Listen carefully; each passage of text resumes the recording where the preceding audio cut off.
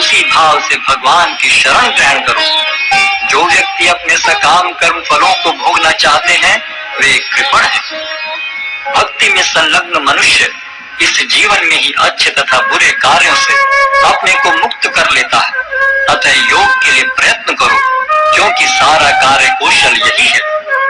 इस तरह भगवत भक्ति में लगे रहकर बड़े बड़े ऋषि, मुनि अथवा भक्तगण अपने आप को इस भौतिक संसार में कर्म के फलों से मुक्त कर लेते हैं। इस प्रकार वे जन्म मृत्यु के चक्र से छूट जाते हैं और भगवान के पास जाकर उस अवस्था को प्राप्त करते हैं जो समस्त दुखों से परे है। जब तुम्हारी बुद्धि मोह रूपी सघन वन को पार कर जाएगी तो तुम सुने हुए तथा सुनने योग्य सबके प्रति अन्य मनस्क हो जाओगे। जब तुम्हारा मन वेदों की अलंकारमयी भाषा से विचलित न हो और वह आत्म साक्षात्कार की समाधि में स्थिर हो जाए, तब तुम्हें दिव्य चेतना प्राप्त हो जाएगी। अर्जुन ने कहा, हे कृष्ण, अध्यात्म में लीन चेतना वाले व्यक्ति के क्या लक्षण हैं? वह कैसे बोलता है तथा उसकी भाषा क्या है? वह किस तरह बैठता और चलता है? श्री भगवान ने कहा, हे पार्थ, जब मनुष्य मनोधर्म से उत्पन्न होने वाली इंद्रिय तृप्ति की समस्त कामनाओं का परित्याग कर देता है और जब इस तरह से विशुद्ध हुआ उसका मन आत्मा में संतोष प्राप्त करता है, तो वह विशुद्ध दिव्य चेतना को प्राप्त स्थित प्रज्ञ कहा जाता है।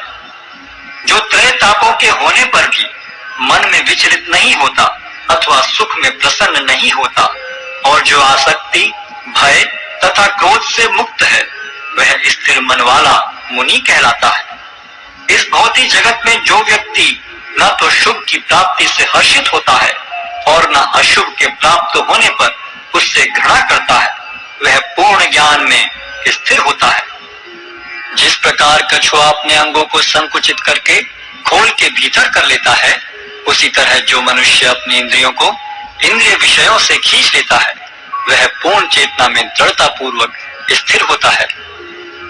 देहधारी जीव इंद्रिय भोग से भले ही निवृत्त हो जाए, पर उसमें इंद्रिय भोगों की इच्छा बनी रहती है।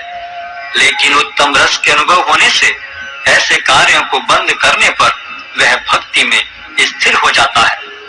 हे अर्जुन, इंद्रियां इतनी प्रबल तथा वेगवान हैं कि वे उस विवेकी पुरुष के मन को भी बलपूर्वक हर लेती हैं जो उन्हें वश में करने का प्रयत्न करता है। जो इंद्रियों को पूर्णतया वश में रखते हुए इंद्रिय संयम करता है और अपनी चेतना को मुझ में स्थिर कर देता है, वह मनुष्य स्थिर बुद्धि कहलाता है।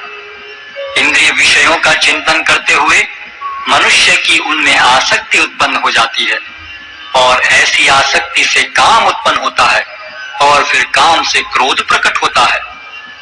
क्रोध से पूर्ण मोह उत्पन्न होता है और मोह से स्मरण शक्ति का विभ्रम हो जाता है। जब स्मरण शक्ति भ्रमित